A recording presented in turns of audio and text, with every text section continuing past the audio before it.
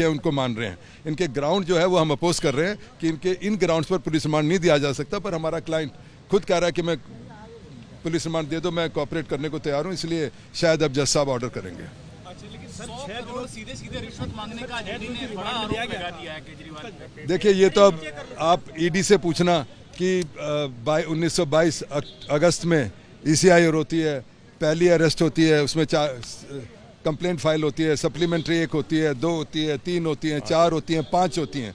उसमें कभी भी एक बार भी ये नहीं कहा गया कि भाई केजरीवाल पर कोई इल्ज़ाम है। अचानक अब जब चुनाव, मैं तो हालांकि लॉयर हूँ, इस बात में नहीं मैं पढ़ता, पर अब आकर उन्होंने इसको अरेस्ट किया और कहा कि 100 करोड़ की इन्होंने डिमांड की थी। तो ये तो ईडी एक्सप्लेन करेगी, या जब समय आएगा जब आप सबको पता लगेगा। केजरीवाल जी ने यह भी कहा कि जिस गवाह के बयान पर आप मेरे को अरेस्ट कर रहे हैं, उस गवाह ने 50 करोड़ के जो इलेक्ट्रल बॉन्ड थे बीजेपी पार्टी को दिए हैं और उसके बाद उसकी बेल होने के बाद दिए हैं। तो क्या ये मनी लॉन्ड्रिंग नहीं है? क्या इस बात पर इन्वेस्टिगेशन नहीं होनी चाहिए?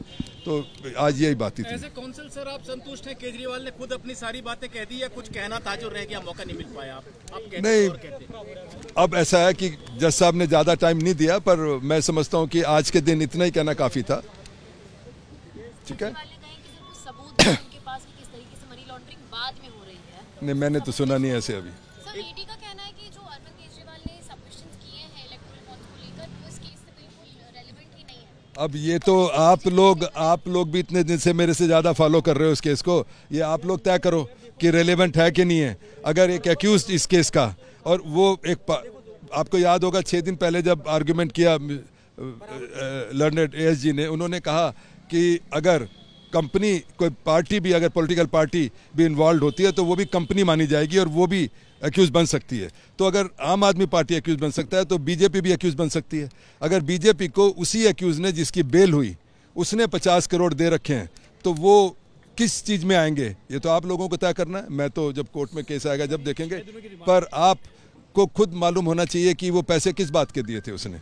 अच्छा, एक बात, 6 दिनों की रिमांड पे थे, क्या ईडी ने कुछ पेश किया कि 6 दिनों में इनसे क्या क्या पूछ चुके, क्या क्या निकल के सामने आया? नहीं, ईडी ने इस बारे में कुछ नहीं बताया कि 6 दिन में क्या हुआ। ये उन्होंने कहा कि आगे हमने क्या करना है, उस बारे में उन्होंने रिमांड मांगा। एक बात और कही केजरीवाल जी ने कि गवाहों से जबरदस्ती डरा धमकाकर ईडी ने दबाव बनाकर बयान लिया, लेकिन ईडी कह रही है कि ये तो ट्रायल का विषय है। आप क्या समझते हैं इसके बारे में?